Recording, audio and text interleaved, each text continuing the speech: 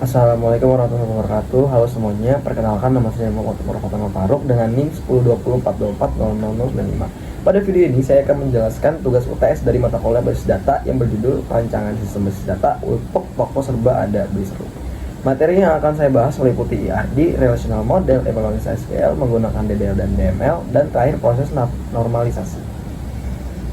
Berdasarkan studi kasus, Ahmad akan membuka sebuah toko serba ada bernama Beli Seru. Toko ini akan menyediakan berbagai produk dari kategori yang berbeda seperti makanan, minuman, dan kebutuhan rumah tangga.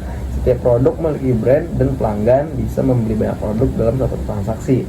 Maka dari itu, saya merancang sistem basis data untuk mencatat semua informasi tersebut secara terstruktur. Nah, berikut ini poin-poin yang akan saya jelaskan, yaitu ada bab 1 tentang IRD, entitas, atribut, dan relasinya. Bab 2 tentang relational model, bab 3 tentang DDL dan DML, bab 4 yang terakhir yaitu tentang normalisasi. Nah, sekarang saya akan menjelaskan entity relationship diagram atau IRD dari sistem basis data toko serba ada.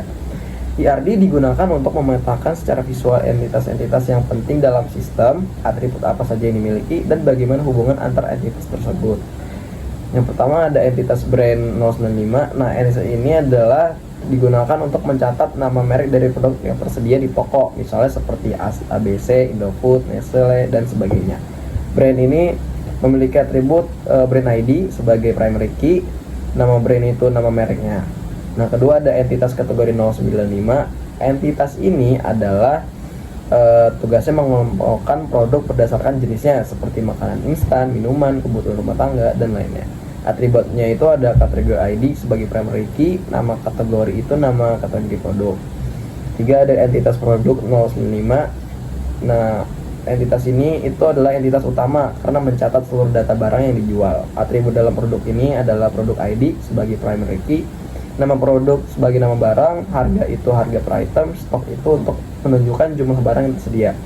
Brand ID dan kategori ID sebagai foreign key yang menghubungkan produk ke brand dan kategori masing-masing. Jadi, setiap produk pasti berasal dari satu brand dan satu kategori, dan relasi ini dijaga melalui foreign key. Keempat ada entitas pelanggan 095. Entitas ini adalah mencatat siapa saja pelanggan yang bertransaksi di toko. Atributnya itu ada pelanggan ID sama pelanggan ID itu sebagai primary key-nya, pelanggan itu nama lengkap pelanggan. Kelima ada entitas transaksi. Entitas transaksi 095 ini mencatat setiap pembelian yang dilakukan oleh pelanggan. Atributnya itu adalah transaksi ID sebagai primary key, waktu transaksi itu tanggal dan jam saat transaksi dilakukan. Pelanggan ID sebagai foreign key yang menghubungkan transaksi ini ke pelanggan yang melakukan pembelian. Relasinya itu adalah one to many karena satu pelanggan bisa melakukan lebih dari satu transaksi. Nah, terakhir ada entitas detail transaksi 095. Detail transaksi 095 ini berfungsi sebagai penghubung antara transaksi dan produk.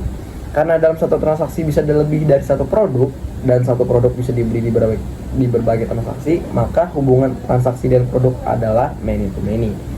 Untuk itu dibuatlah entitas detail transaksi sebagai jembatannya. Atributnya itu ada detail ID sebagai primary key, transaksi ID dan produk ID sebagai foreign key, jumlah yaitu kuantitas produk yang dibeli dalam transaksi tersebut. Nah, dari IRD ini kita bisa melihat relasi-relasi penting sebagai berikut. Nah, brand 095 ke produk 095 itu one to many, kategori 095 ke produk itu juga one to many. Pelanggan ke transaksi one to many, transaksi ke detail transaksi adalah one to many, produk ke detail transaksi itu one to many. Dan secara keseluruhan relasi antara produk dan transaksi adalah many to many yang dimediasi oleh tabel detail transaksi. Nah, selanjutnya saya akan membahas relation model, yaitu setelah IRD selesai dirancang, langkah berikutnya adalah mengubahnya menjadi relasi antar tabel yang disebut relation model. Relation model ini adalah struktur logis dari database yang terdiri dari tabel-tabel relasional, di mana tiap tabel mewakili entitas dan hubungan antar tabel dijalin melalui primary key dan foreign key. Yang pertama, saya akan menjelaskan tabel satu persatu ya. Yang pertama ada tabel brand 095. Saya sebut tabel brand aja.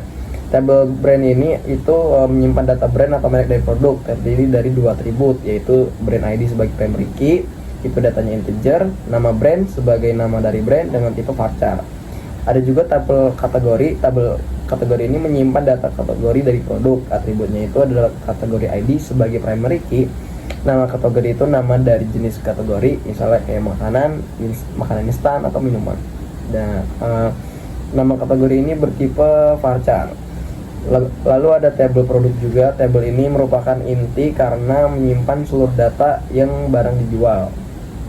Atributnya dia ada banyak. Ada produk ID sebagai primary key, nama produk itu varchar, harga itu desimal, stok itu tipe data integer, kategori ID sebagai foreign key, brand ID sebagai foreign key juga. Nah, relasinya setiap produk hanya berasal dari satu brand dan satu kategori, tapi satu brand bisa punya banyak produk.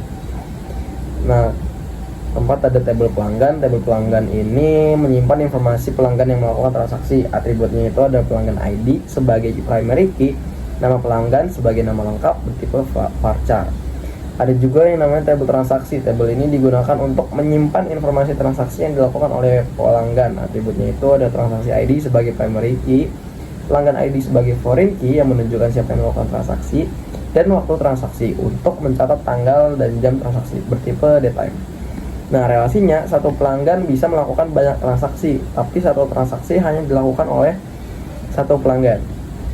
Nah, yang terakhir ada tabel detail transaksi.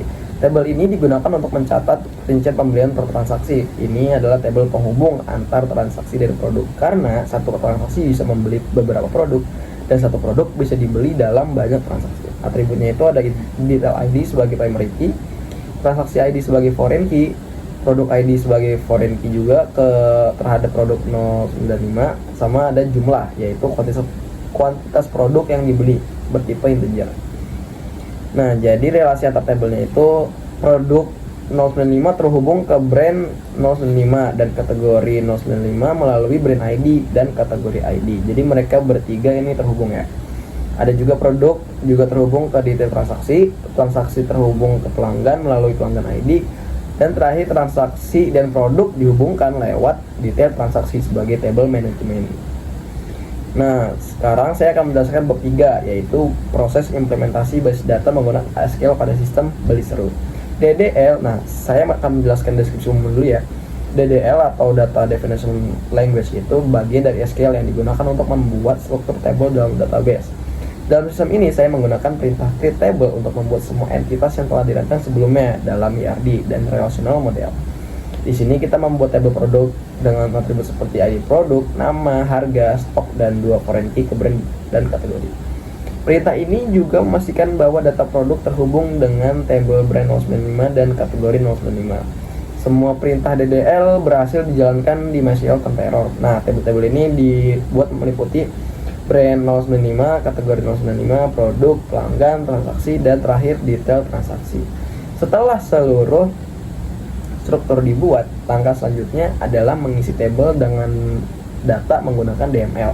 DML atau, nah sekarang beda lagi nih guys. DML itu atau Data Manipulation Language adalah bagian dari SQL yang digunakan untuk memasukkan, mengubah, menghapus, dan menampilkan data dalam tabel. Saya ambil contoh nih ya, untuk tabel pelanggan 095 dan produk 095. Data yang diinput termasuk itu nama pelanggan, nama produk, harga, stok, dan ID kategori, serta brand yang sesuai. Setiap tabel diisi minimal 5 record sesuai dengan instruksinya. Nah, setelah data ditambahkan, saya menggunakan perintah select untuk menampilkan. Jadi select itu singkatnya itu untuk menampilkan data yang sudah kita buat. Gitu. Nah, query ini digunakan untuk menampilkan transaksi secara lengkap, termasuk nama pelanggan, produk yang dibeli, dan jumlah produk. Setelah semua query berhasil dijalankan di MySQL, hasil dari select menampilkan data transaksi sesuai struktur relasional yang sudah dirancang. Nah, sekarang kita masuk ke bab 4, yaitu bab terakhir, normalisasi. Normalisasi sendiri adalah proses penyusun struktur data dalam database agar tidak terjadi duplikasi, inkonsistensi, dan data yang menjadi lebih efisien. Dalam tugas ini, saya melakukan normalisasi dari bentuk awal hingga menjadi 3NF, third normal form. Nah, di tahap awal data transaksi disusun dalam satu tabel gabungan. Jadi sebenarnya ini awalnya tabelnya anormal ya. Tabel ini mencakup kolom apa aja? Tabel ini mencakup kolom ID transaksi, ID konsumen, nama konsumen, waktu transaksi, ya di produk, nama produk, harga produk, kuantitas, dan total. Nah, permasalahannya itu satu transaksi bisa punya banyak baris produk, nama pelanggan, nama produk, dan harga berulang. Terus ada redundansi juga loh, dan inkonsistensi data. Maka kita harus membenarkan anormal dari tabel ini. Nah, di tahap 1 NF kita memastikan bahwa semua kolom bersifat atomik atau satu nilai saja. Perubahan yang saya lakukan itu memecah nilai multi value seperti daftar produk menjadi satu baris per item transaksi, dan menjaga agar tiap kolom hanya mengandung satu informasi saja. Di tahap 2 NF kita menghapus partial dependency, yaitu kolom yang hanya berkandung sebagian pada primary key gabungan seperti yang Anda lihat. Nah, di tahap 3 NF kita memastikan tidak ada transitive dependency, yaitu atribut non kunci yang bergantung pada atribut non kunci lainnya. Jadi yang 3 NF ini sama ya guys, sama di tahap 2 NF ini tabelnya. Nah, jadi kesimpulannya dengan menerapkan normalisasi dari UNF ke 1NF, 2NF, ke 3NF, sistem database berseru menjadi, nah kesimpulannya itu data menjadi lebih terstruktur, bebas dari pengulangan data, mudah di-maintain dan dikembangkan, dan siap digunakan untuk aplikasi transaksi dan pelaporan. Sekian penjelasan saya, semoga bermanfaat dan bisa menjadi gambaran perancangan basis data yang baik. Terima kasih, saya Umar Fatal Faruk. Wassalamualaikum warahmatullahi wabarakatuh.